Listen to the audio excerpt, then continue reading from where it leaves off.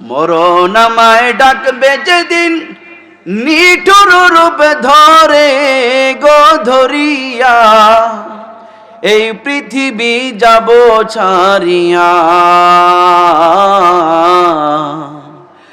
এই পৃথিবী যাব ছাড়িয়া। মরণ আমায় ডাকবে যেদিন, নিঠুর রূপ ধরে গো ধরিয়া,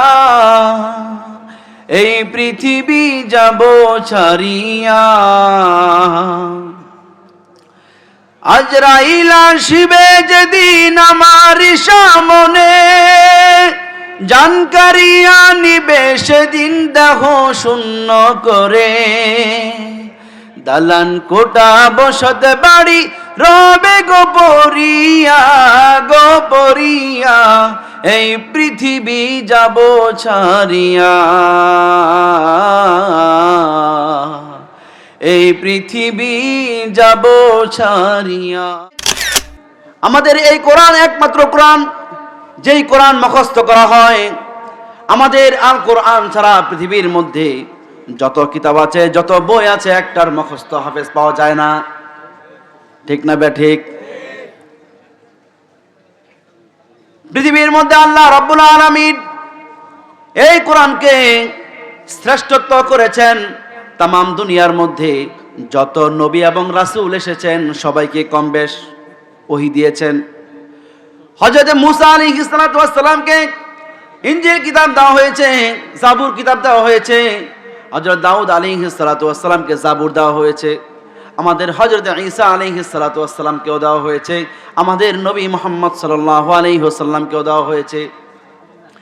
এই যে চারটি কিতাব, পৃথিবীর মধ্যে যত নবী রাসূল এসেছেন সকল কিতাবের মধ্যে আল্লাহ রাব্বুল আলামিন এই চারটি কিতাবকে শ্রেষ্ঠত্ব দিয়েছেন। আবার এই চারটির মধ্যে আমাদের কোরআনকে শ্রেষ্ঠত্ব দেওয়া হয়েছে। আমাদের কোরআন যখন চলে আসলো, পৃথিবীর মধ্যে যত নবী রাসূল দুনিয়ার মধ্যে এসেছেন সমস্ত নবী রাসূলদের সমস্ত কিতাব, সমস্ত সব কিছু রহিত হয়ে গিয়েছে। আল্লাহু আকবার। তামাম দুনিয়ার মধ্যে, পর্তুগালের লাইব্রেরির মধ্যে, ইউরোপ আমেরিকার কিছু লাইব্রেরির মধ্যে এমন এমন কিছু বই আছে সেটা লাইব্রেরি থেকে বের করতে পারে না। এক একটা বইয়ের দাম 25,000 $40,000, চিন্তাও করা যায় না। তাদের কাছে এই মহামূল্যবান গ্রন্থগুলো শুধু পড়াই যায়, পিকচার উঠাতে পারে না, আনতেও পারে না, কিনতেও পারে না, শুধু পড়তে পারে। আপনি খেয়াল করে দেখেন, আমাদের হাদিসের হাফেজ আছে, আমাদের কোরআনের হাফেজ আছে, পৃথিবীর মধ্যে অন্য কোনো কিতাবের হাফেজ খুঁজে পাওয়া যায় না। মুম্বাই যাবেন, কলকাতা যাবেন, নিউ দিল্লি যাবেন, আমেরিকা যাবেন, নিউ ইয়র্কে যাবেন, ফিলিস্তিন যাবেন, ইসরায়েলের মধ্যে যাবেন, পৃথিবীর মধ্যে আপনি যেখানে যান না কেন কোরআনের হাফেজ আপনি পেয়ে যাবেন। ঠিক না বে ঠিক? লিবিয়াতে যান, মিলিয়ন মিলিয়ন মিলিয়ন মিলিয়ন কোরআনের হাফেজ পাবেন।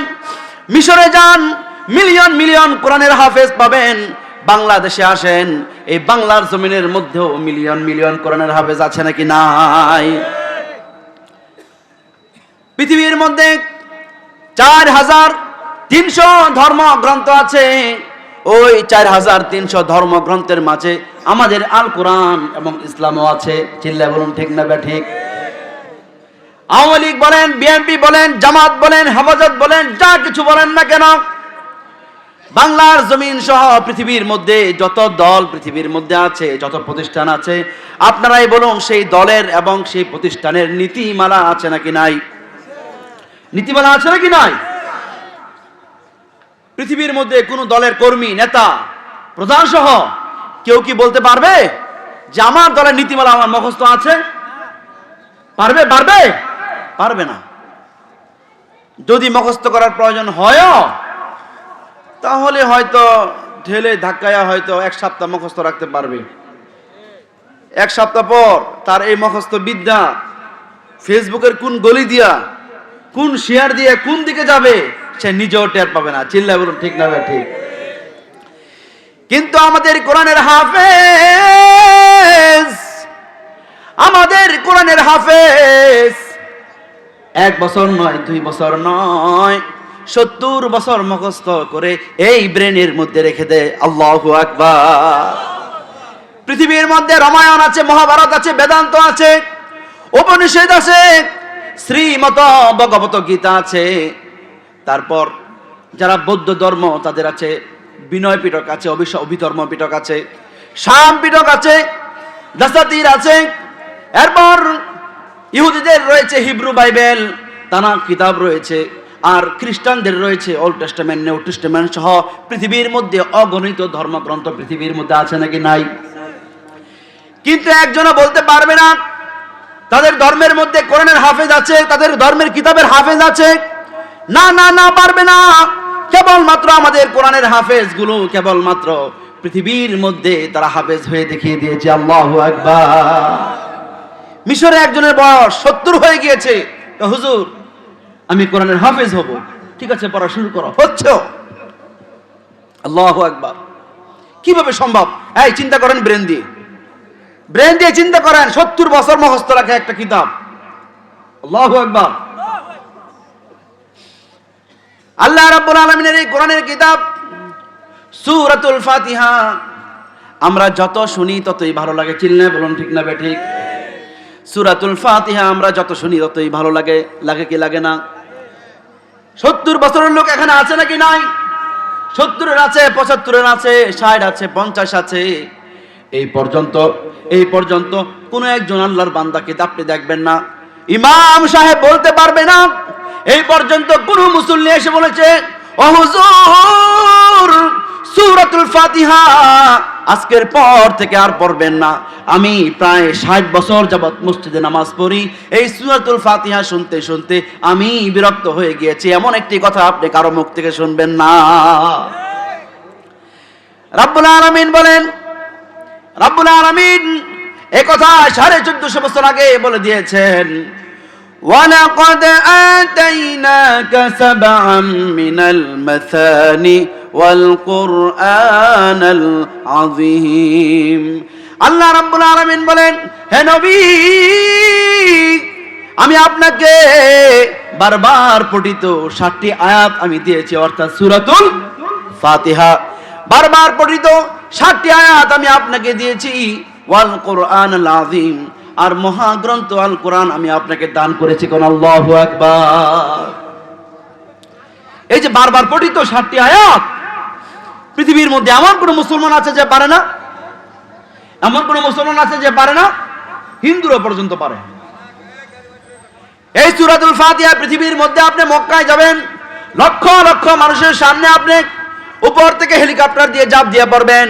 সেখানে ইন্দোনেশিয়ান পড়বে, আমেরিকান পড়বে, ফ্রান্সের লোক পড়বে, ফিলিস্তিনের লোক পড়বে, ইসরায়েলের লোক পড়বে, বাংলাদেশ, পাকিস্তান, নেপাল, শ্রীলঙ্কার লোক পড়বে। সবাইকে একসঙ্গে করে বলবেন, তুই সূরাতুল ফাতিহা পড়ো, তুমি সূরাতুল ফাতিহা পড়ো, তুমি সূরাতুল ফাতিহা পড়ো। দেখবেন সবাই তেলাওয়াত করবে। অন্তত পক্ষে 20টি রাষ্ট্রের লোক 20 ভাবে তারা তেলাওয়াত করবে, কিন্তু একটাই সূরাতুল ফাতিহা। চিল্লায়ে বলুন ঠিক না বেঠে?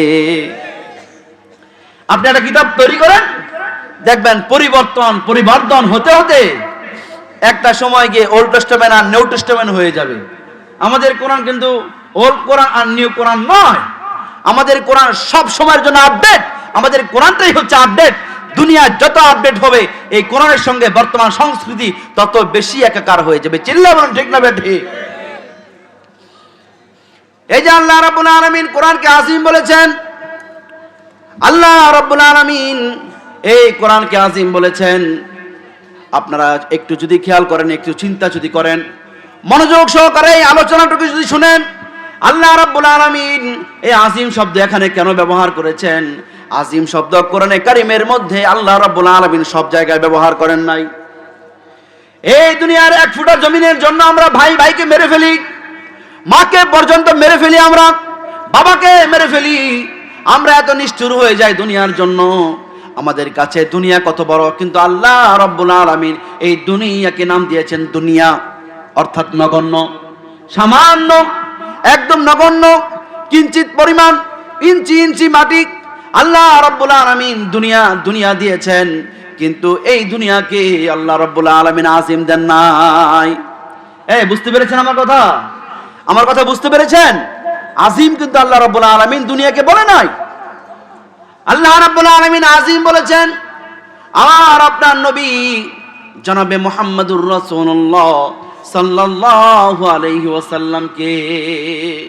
নবীজির চরিত্র তো এত সুন্দর ছিল যে আল্লাহ রাব্বুল আলামিন বলতেছিলেন, হে নবী, আমি আপনাকে মহান একটি চরিত্রের উপর পেয়েছি, ইন্নাকা লাআলা খুলুকিন আযীম। নবীর চরিত্রে সার্টিফিকেট দিচ্ছে এই আজিম শব্দ ব্যবহার করে, যে হে নবী, আমি আপনাকে পেয়েছি কোথায়? মহান এক চরিত্রের উপর। কেন মহান চরিত্রের উপর? নূরুল আনোয়ার কিতাব, ওই কিতাবের লেখক একটি হাদিস দিয়ে বুঝিয়ে দিয়েছেন। তবে সে হাদিস যদি বলতে চাই অনেক বিশাল লম্বা হয়ে যাবে, সেখান থেকে মাত্র একটি ঘটনা বলবো। ওয়াফু আম্মান যালামাক, আমার নবীর উপর যে ব্যক্তি জুলুম করবে, নির্যাতন করবে, আল্লাহ রাসূল সাল্লাল্লাহু আলাইহি ওয়াসাল্লাম তাকে মাফ করে দিতেন। তাইফের ময়দানে নবী সাল্লাল্লাহু আলাইহি ওয়াসাল্লাম দ্বীনের দাওয়াত দেওয়ার জন্য সেখানে গিয়েছেন। আমরা দ্বীনের দাওয়াত দেওয়ার জন্য আপনাদের এলাকায় আসছি, স্লোগান দিয়ে নিয়ে আসছেন, মারহাবা দিয়ে নিয়ে আসছেন, গার্ড দিয়ে নিয়ে আসছেন, হাতে ধরে তারপর স্টেজে বসিয়ে দিয়ে গিয়েছেন। কিন্তু আমার নবীর কালে কি এত সহজ ছিল? এত সহজ ছিল না, এত সহজ ছিল না।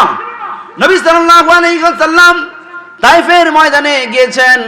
তাইফের ময়দানে যাওয়ার পর বাচ্চারা, ওখানকার যুবক ছেলেরা নবীকে এত বেশি পরিমাণ মারধর করেছে, তিনি বেহুশ হয়ে পড়ে গিয়েছেন। একবার বেহুশ হওয়ার পর আবার হুঁশ ফিরেছে, আবার বেহুশ হয়েছেন, আবার হুঁশ ফিরেছে। যতবার হুঁশ ফিরে আসে ততবার ওনাকে মারধর করা হয়। এক পর্যায়ে সামনে আগাইতে আগাইতে একটু পর গিয়ে বেহুশ হয়ে পড়ে আছেন। আল্লাহ রাব্বুল আলামিন আসমান থেকে জিবরাইল আলাইহিস সালাতু ওয়াস সালামকে বললেন, ও জিবরাইল, তাফাদ্দাল ওয়া তাআল, আমার হাবিবের নিকট তুমি এখন চলে যাও। হযরত জিবরাইল আলাইহিস সালাতু ওয়াস সালাম এসে বললেন, ইয়া রাসূলুল্লাহ, ইয়া হাবিবাল্লাহ, আল্লাহ রাব্বুল আলামিন আপনার কাছে পাঠিয়েছেন যে আপনার নির্দেশ পেয়ে তারপর এই তাইফের বাসীদেরকে সবাইকে এখন খতম করে দিব। জিবরাইল আলাইহিস সালাতু ওয়াস সালাম খুব ক্ষেপা, বলতেছিলেন, এই যে দেখেন আনছি, এই যে নিয়ে আসছি, আযাবের ফেরেশতা, অনুমতি দিব, এখন আপনি অনুমতি দিবেন, আপনার নির্দেশের সঙ্গে সঙ্গে আমি তায়েফবাসীকে এখন খতম করে দিব, গজবগ্রস্ত করব। হযরত জিবরাইল আলাইহিস সালাতু ওয়াস সালাম বারবার তাকিদ দিচ্ছিলেন আর বলতেছিলেন, ইয়া রাসূলুল্লাহ, ইয়া হাবিবাল্লাহ, আমি হযরত লূত আলাইহিস সালাতু ওয়াস সালামের জাতি আমি ধ্বংস করেছি, হযরত মূসা আলাইহিস সালাতু ওয়াস সালামের জাতি আমি ধ্বংস করেছি, হযরত লূত আলাইহিস সালাতু ওয়াস সালামের জাতি আমি করেছি, কিন্তু এবার আল্লাহ রাব্বুল আলামিন বলেছেন আপনার কাছ থেকে নির্দেশ নেওয়ার জন্য। নবীজি সাল্লাল্লাহু আলাইহি ওয়াসাল্লাম বললেন, জিবরাইল, ও জিবরাইল, তুমি যদি তাদেরকে ধ্বংস করে দাও তাহলে আমি কার কাছে নিয়ে যাব? লা ইলাহা ইল্লাল্লাহু মুহাম্মাদুর রাসূলুল্লাহ সাল্লাল্লাহু আলাইহি ওয়াসাল্লাম। ও জিবরাইল, তুমি যদি তাদেরকে মেরে ফেলো, তুমি যদি তাদেরকে এখন আযাব দাও আমার কথায়, কাল কিয়ামতের ময়দানে কঠিন মুসিবতের সময় আল্লাহ রাব্বুল আলামিন যখন আমাকে হাসরের মাঠে দাঁড় করাবে, ওই সময় যদি আমার এই উম্মত কালিমা না পড়ে, মুসলমান না হয়ে আমার চোখের সামনে দিয়ে যখন জাহান্নামের মধ্যে যাবে, আমি নবী সেদিন বরদাস্ত করতে পারবো না। এত মারধর খাওয়ার পর, এত কষ্ট নির্যাতন সওয়ার পর আল্লাহ রাব্বুল আলামিন নবী সাল্লাল্লাহু আলাইহি ওয়াসাল্লামের এই দৃশ্য দেখে আল্লাহ রাব্বুল আলামিন আয়াত নাযিল করে দিয়েছেন, ওয়ামা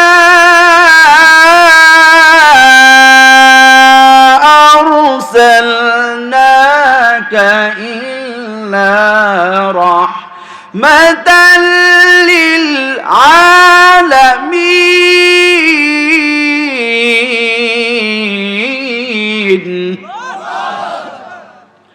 আল্লাহ রাব্বুল আলামিন বলেন, নবী, তাম দুনিয়ার জন্য আমি আল্লাহ রাব্বুল আলামিন আপনাকে বিশ্ববাসীর জন্য অনুগ্রহ করে পাঠিয়েছে। কোন আল্লাহু আকবার।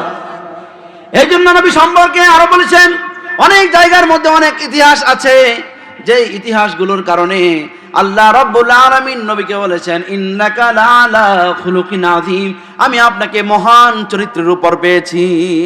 দেখেন, এই আযীম ব্যবহার করেছে কোরআনের সঙ্গে, আর এই আযীম ব্যবহার করা হয়েছে নবী সাল্লাল্লাহু আলাইহি ওয়াসাল্লামের সঙ্গে। আল্লাহু আকবার বলেন। পৃথিবীর মধ্যে সব চাইতে বড় প্লাবন হয়েছে, সব চাইতে বড় প্লাবন হয়েছে হযরত নূহ আলাইহিস সালাতু ওয়াস সালামের জামানায়। ইতিহাস আমাদের কম বেশ সবার জানা আছে, ঠিক না ঠিক?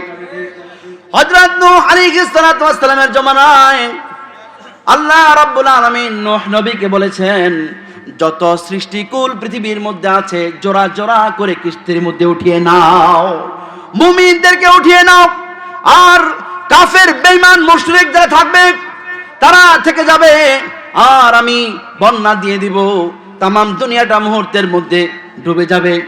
সব ধ্বংস হয়ে গিয়েছে।